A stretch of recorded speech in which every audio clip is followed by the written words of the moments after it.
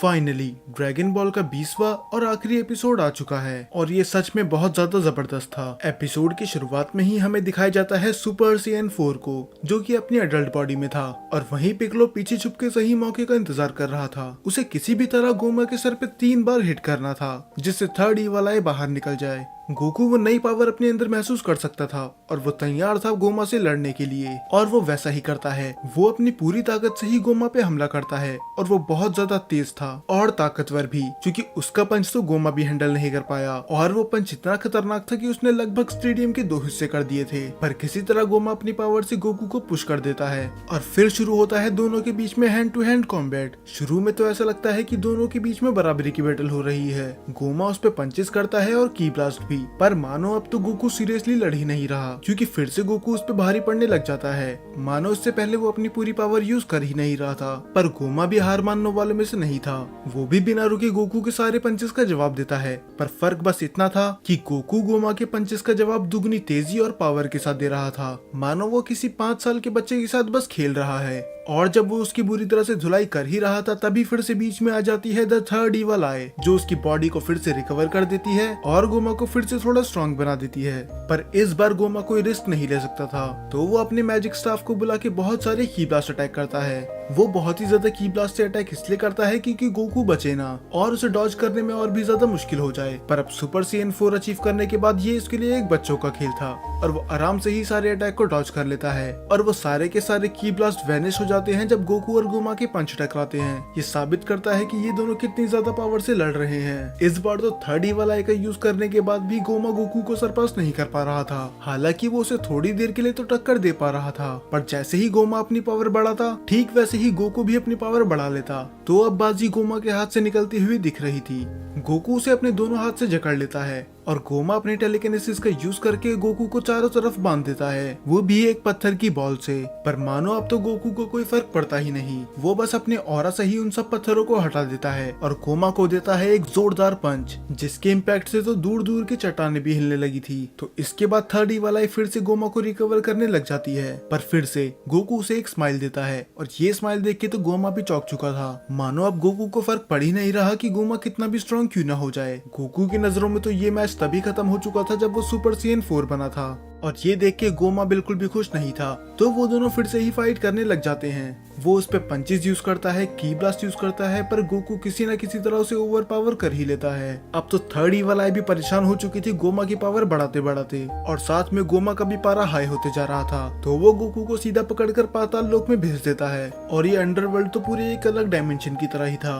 गोमा बस पागलों की तरह उस पर अटैक कर ही जा रहा था, चाहे उसे अपनी पूरी पावर भी क्यों ना लगानी पड़े। पर गोकू उन सबको आराम से डॉज कर लेता है और फिर से गोमा पे पंचेस करने लग जाता है। वो उस पे इतनी स्पीड से पंचेस करता है कि ईवल आई को रिएक्ट करने का मौका मिलता ही नहीं, और फाइनली वो उसे गोल गोल घुमा के बहुत दूर जाके फेंक देता है, और वो गोमा को वो ट्रीटमेंट देता है जो पुराने वाले ब्रोली ने गोकू को दिया था। और ये देख के सभी खुश थे, और डीमन आई फिर से गोमा को हील करती है और उसकी पावर बढ़ाती है। पर अब डिफरेंस ये था, अब गोमा हाफने लगा था। इससे पहले गोमा की फाइट जितनी बार भी हुई थी वो बिल्कुल भी नहीं थका था। अब ऐसा लग रहा था कि वो अपनी लिमिट रीच कर चुका है, और ये बात गोकू भी समझ चुका था। तो अब गोकू यूज करता है अपने स्पेशल मूव का। वो अपनी की चार्ज करने लग जाता है, और उसका ऑरा इतना जबरदस्त था कि गोमा भी पीछे हट जाता है, और पूरा स्टेडियम ही बिजली से भर चुका था, क्योंकि अब गोकू यूज करने वाला था कामेहामेहा का। और सच में ये बहुत ही ज्यादा एपिक था। गोमा भी काउंटर अटैक करने की कोशिश करता है, पर उसका कुछ फायदा नहीं होता। यहाँ तक कि थर्ड ईवल आई भी अपनी पूरी जी जान लगा देता है। पर अब सुप्रीम डीमन किंग में भी इतनी पावर नहीं थी कि वो सुपर सैयन 4 को रोक सके।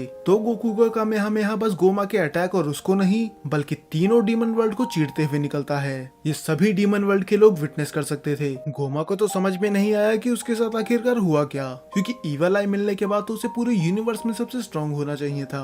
और ये देखने के बाद तो मेरा रिएक्शन भी बिल्कुल सुप्रीम काय और वेजिटा की तरह था। अब गोमा अपना कंट्रोल खो देता है। अब तो वो अपने 2 पैरों पर ढंग से खड़ा भी नहीं हो पा रहा था। तो यही सही मौका था वो आए निकालने का। तो पिक्कोलो मौका देखते ही उसको हिट करता है।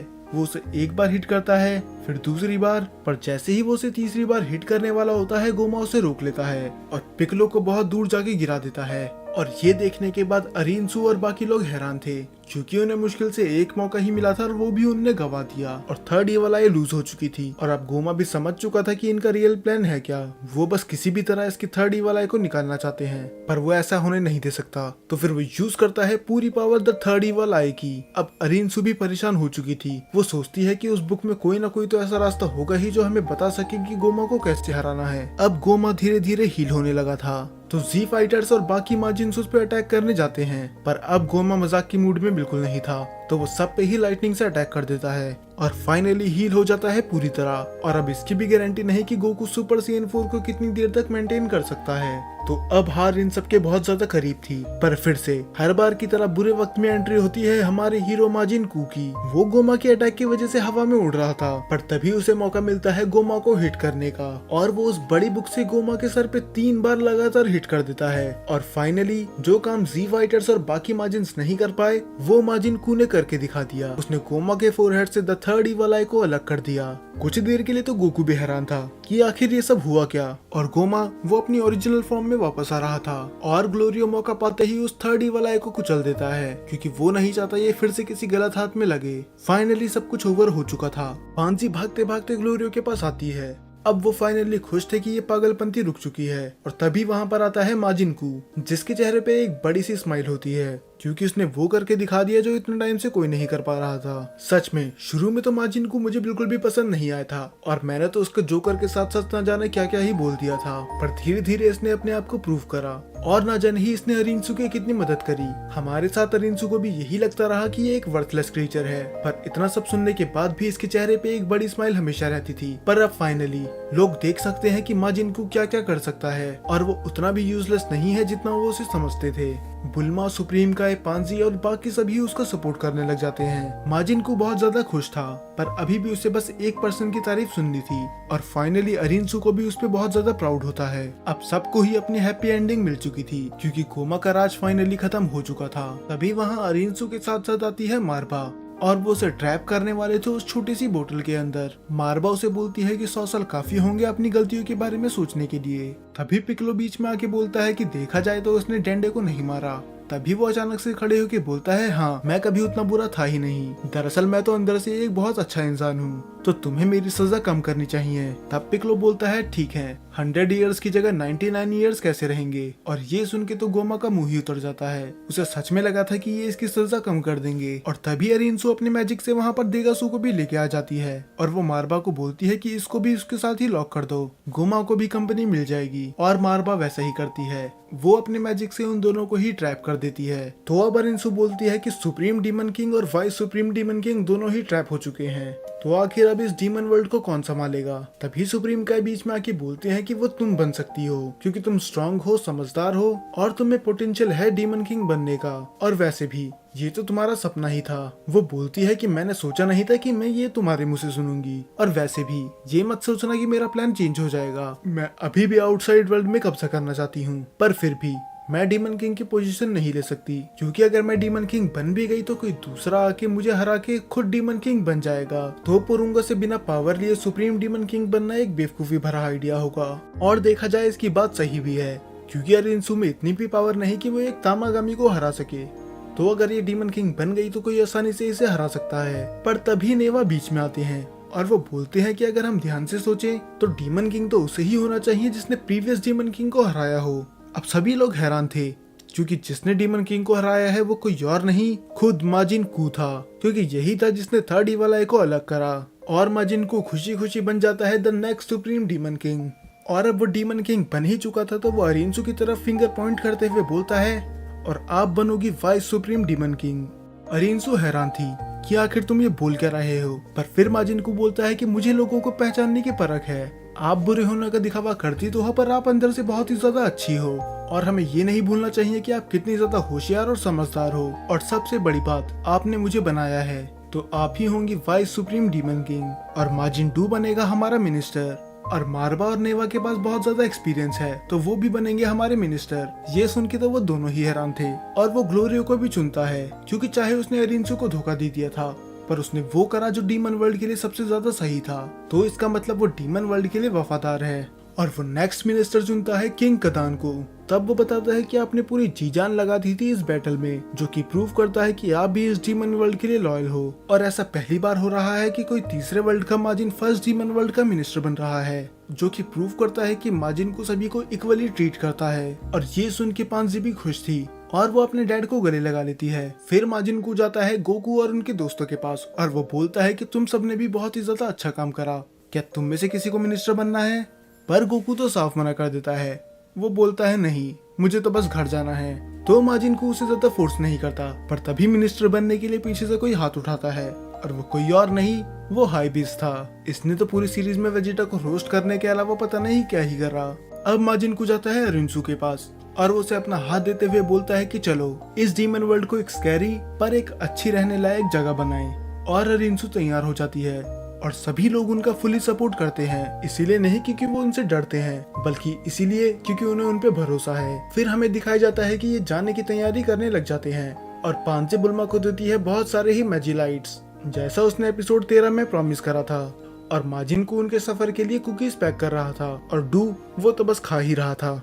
और दूसरी तरफ गोकू और वेजिटा अभी भी फाइट कर रहे थे। वो बोलता है कि घोमा को मैं ही हरा सकता था, तुम्हें बीच में आने की कोई जरूरत नहीं थी, और वैसे भी तुम्हारी हिम्मत कैसे हुई कि तुमने वो ट्रांसफॉर्मेशन मुझसे छुपाई। तब गोकू बताता है कि वो सुपर सैयन 4 को अचीव करने की कोशिश तब से कर रहा था जब से माजिन बू से उनकी फाइट हुई थी, क्योंकि अगर कोई माजिन बू से ज्यादा स्ट्रॉन्ग अपोनेंट आता तो वो उसे रोक सके, पर उसे पता नहीं था कि वो इस लेवल तक पहुंच पाएगा। तब वेजिटा नाराज होकर बोलता है कि क्या आप सुपर सैयन फॉर्म बाजार में बिकने लगी है? तभी गोकू बोलता है कि ज्यादा मत बोलो, तुमने भी तो सुपर सैयन 3 अचीव कर ली। तब वेजिटा बोलता है कि अपना मुंह बंद रखो, वो कोई सुपर सैयन फॉर्म नहीं है, वो है अल्ट्रा वेजिटा 1। गोकू बोलता है अल्ट्रा वेजिटा 1, ये क्या ही बकवास कर रहे हो? और ये बोल के वो वहाँ से उड़ के चली जाता है। और दूसरी तरफ नेवा ऑफर करते हैं डेंडे को वहीं पर रुकने के लिए, पर वो साफ मना कर देता है। पर डेंडे बोलता है कि आप चिंता मत कीजिए, नेमिकिन्स ने अपना प्लेनेट खो दिया है, तो मैं उन्हें डीमन वर्ल्ड के बारे में जरूर बताऊंगा और वो खुशी खुशी यहाँ पर आ जाएंगे। फिर नेवा बोलता है कि मुझे इंतजार रहेगा,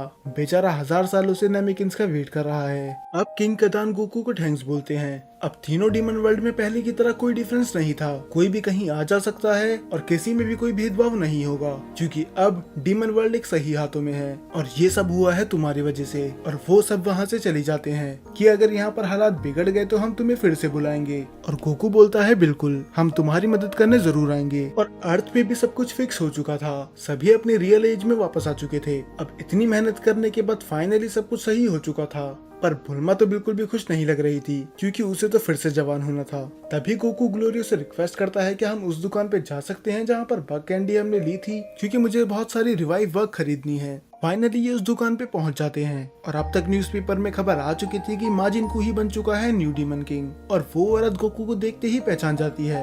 वो बोलती है कहीं ये बग कैप्सूल का कोई साइड इफेक्ट तो नहीं, तुम्हारी हाइट इतनी बड़ी कैसे हो गई? फिर गोकू मना करता है कि ऐसा कुछ नहीं हुआ, बल्कि उसने तो हमारी और भी ज्यादा मदद करी थी, तो मैं थोड़ी और लेना चाहूंगा। और बुल्मा भी वहाँ से कुछ कैंडीज ट्राई करती है, पर उसका मूड चेंज हो जाता है जब वो कैंडी को पलट के देखती है और उसे समझ में आता है कि इसे बग कैंडी क्यों कहा जाता है। वो उसे फेंक के बोलती है कि ये तो बिल्कुल ही डिस्गस्टिंग है, आखिर कोई इंसान इसे कैसे खा सकता है, इस चीज को तो मुझसे दूर ही रखो। पर तभी वो औरत बताती है कि ये कैंडीज बड़ी काम की है, ये एक्नेस को मिटा सकती है, पिंपल्स को, और यहाँ तक कि ये स्किन को जवान भी कर सकती है। और ये सुन के ही बुल्मा के कान खड़े हो जाते हैं। वो बोलती है कि तुम्हारा मतलब क्या है कि स्किन को जवान कर सकती है? फिर वो औरत बताती है कि जो भी इस कैंडी को खाता है कि स्किन 10 साल यंगर हो जाती है। और ये सुन के तो बुल्मा की खुशी का ठिकाना ही नहीं था, तो वो बोलती है कि ये सारे ही पैक कर दो। और अभी यही थी जो थोड़ी देर पहले इसके खिलाफ थी। और वहीं पर शॉप पे घूमते घूमते पांजी को एक चीज मिलती है, जिसे देख के उसकी आंखें फटी की फटी रह जाती है, क्योंकि वो कुछ और नहीं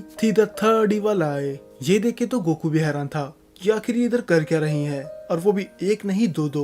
वो उस औरत से भी पूछते हैं कि आखिर ये तुम्हारे पास आई कैसे? तब वो बताती है अच्छा तो तुम इसकी बात कर रहे हो, ये द थर्ड इवल आई है, अगर तुम इसे अपने फोरहेड पे लगाओगे तो तुम्हें एक ऐसी ताकत मिलेगी जिसकी तुमने उम्मीद भी ना करी हो। पर हालांकि लोग मेरी बात पे यकीन करते नहीं है। हाँ, पर मैंने बहुत साल पहले एक आंख किसी को बेची थी, वो भी थोड़े सस्ते दामों पे, तो अगर तुम्हें भी चाहिए तो बता दो, मैं तुम्हें डिस्काउंट पे दे सकती हूँ। और सबके सब ये हैरान थे, क्योंकि जिस आई ने इनके नाक पे दम करके रखा था वो बस एक स्टोर पे मिलती है, और आखिरकार ये स्टोर में आई कैसे? क्या इसके पीछे भी कोई राज है? क्योंकि इसके बाद ड्रैगन बॉल दाइमा खत्म हो जाता है। और फाइनली ये था टोरियामा सेंसेई का आखिरी वर्क। और अब ड्रैगन बॉल दाइमा खत्म हो चुका है, तो मैं सोच रहा हूँ कि अब जीटी की सीरीज चालू कर दूं, क्योंकि कमेंट्स में अभी भी कई लोग ऐसे हैं जिनने जीटी नहीं देखा, तो शायद अगले सैटरडे को आपको वो देखने के लिए मिल जाए।